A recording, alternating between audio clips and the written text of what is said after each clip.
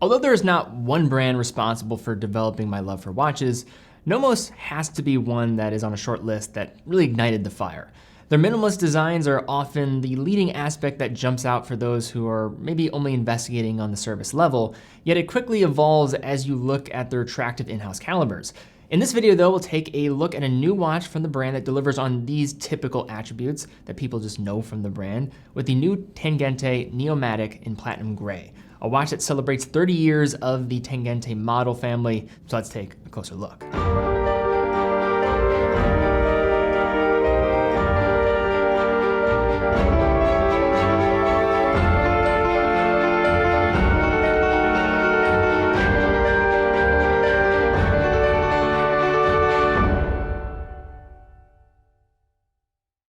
So before we jump into this video, if you like these style of watches and you just want to maybe investigate more different price ranges and just what is out there, although maybe saying these watches are just minimalist is a short-sighted way of kind of looking at them, I will say that they probably fit that description in some way or sort. So I'd recommend checking out our write-up looking at 37 of the best minimalist watches in the industry. We'll have a link to that down below in the description. To tell the story of NOMOS, you need to understand their history.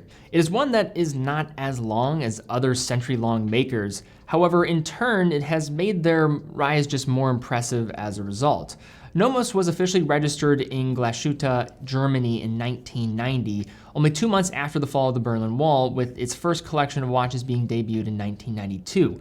In the early years, NOMOS built watches using off-the-shelf Swiss calibers before later opting to bring movement production in-house in 2005 after third-party movement supply from ETA became an insurmountable challenge. Most enthusiasts know NOMOS for their time-only dressier watches like the Orion, Ludwig, and Tangente, a watch that also served as the brand's inaugural release 3 decades ago.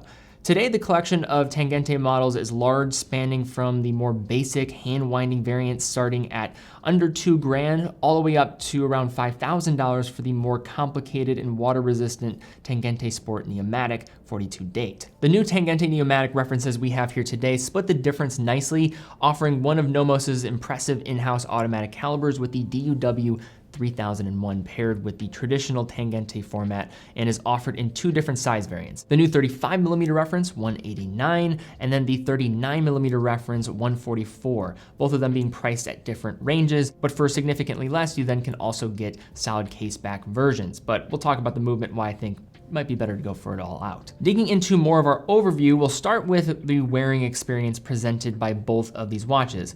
With NOMOS as a brand being well regarded for considering a wide range of needs with multiple case sizes for many of its core models. Now starting with the smaller 35mm reference, the 189. The restrained diameter is paired with a 43.1mm lug-to-lug measurement, an excellent option for those with smaller wrists, or those seeking for a mid-century wearing experience in terms of dimension sets. As is often the case with NOMOS, the thickness is remarkable, especially for an automatic watch, coming in at just 7mm flat with our calipers. The larger reference, the 144, measures ever so slightly smaller than the claimed 39mm at 38.5, paired with an extended 47.4mm lug-to-lug. Now the lug-to-lug certainly isn't short, but NOMOS does typically have lugs that take a larger stature than most. Yet despite the change in size, the thickness remains truly slender at 7.2mm.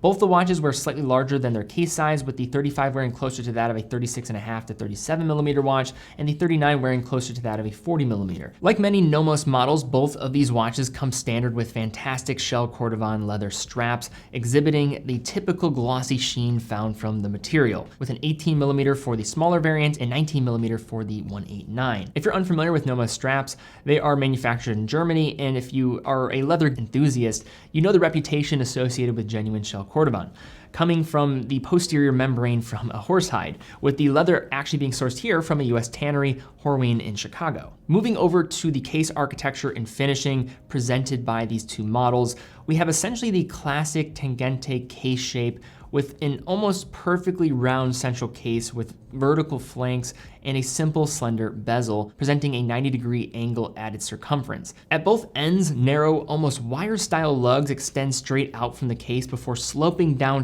sharply to meet the drilled lug ends and help define the case silhouette. A subtly signed push-pull crown is nestled into the 3 o'clock. Like the majority of Tangente models, the entire case and crown is highly polished, again leaning into the more refined positioning presented by this model family and indeed NOMOS as a brand in its entirety. On the front of the watch, we are met with a flat sapphire crystal that offers a clear view of the platinum gray dial lying underneath. At this point, 3 decades after its introduction, the Tangente design formula is all but set, with stylized Arabic indices oriented around the dial's center in the even hour positions and simply printed linear markings elsewhere. A barely there minute track with numerical indices at the 5-minute positions is printed so lightly it seems to fade from view from many angles, with a recessed small second register at 6 and rhodium-plated, highly polished narrow stick hands to round out the time-telling duties. Taken together, the Tangente design is an icon of German watch design, simply put. And it's no surprise that the brand has elected to not mess with something that already works so well.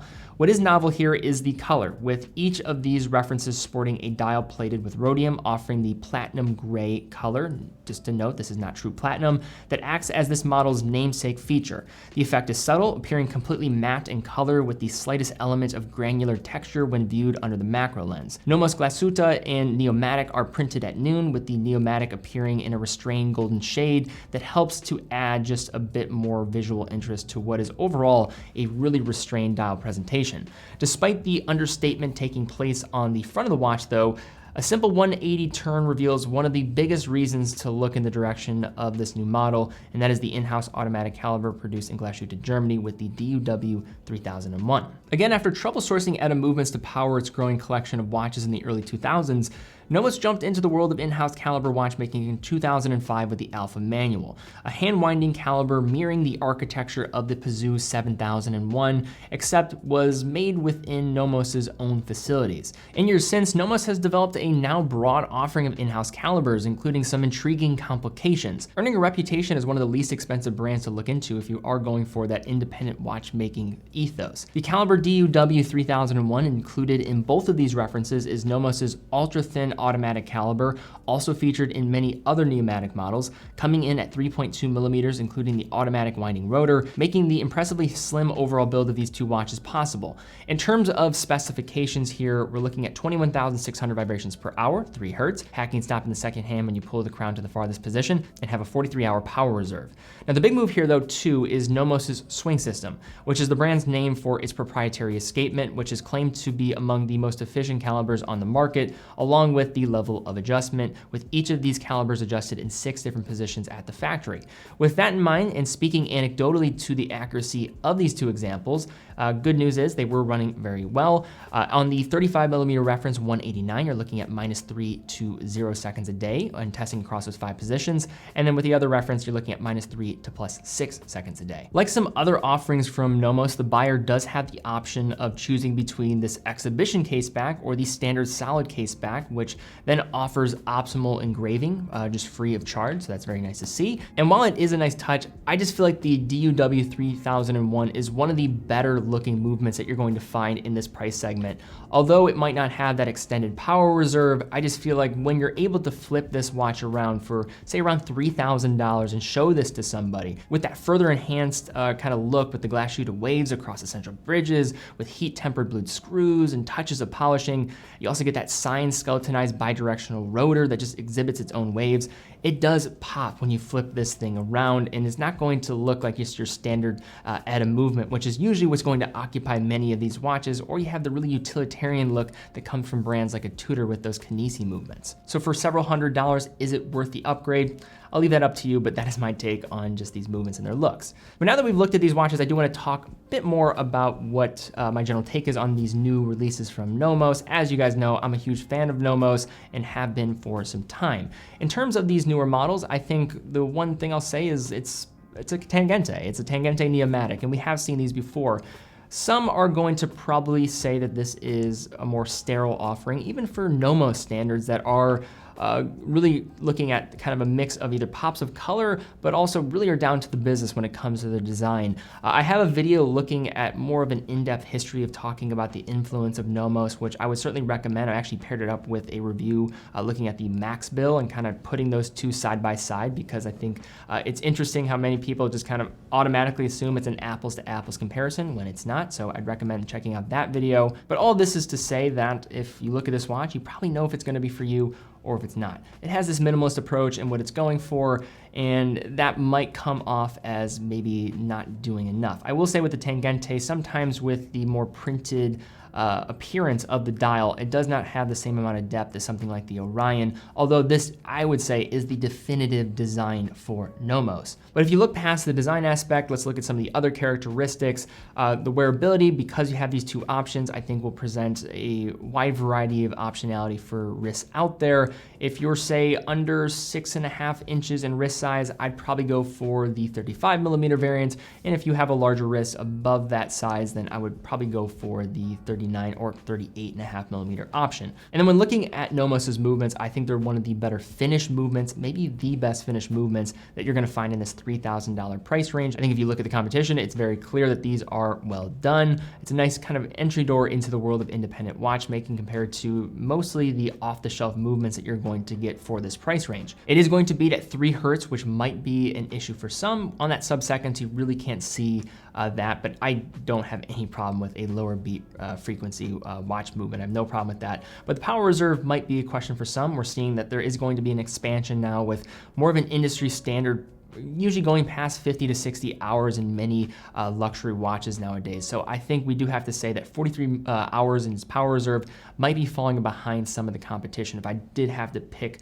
one area of emphasis for these watches and just the DUW movement where it could potentially improve. But apart from that, I think these are some welcome new additions to the NOMOS family of watches and a nod to the past of this very storied collection. You're either going to like what these watches are going for or not. I kind of know where people stand in regards to NOMOS. But I think they do this design very well, and it is exclusively kind of their thing to own, which I think is, in watches, more unique than you think. But all right, guys, that is my take on these new NOMOS Tangente watches with these cool platinum gray style dials.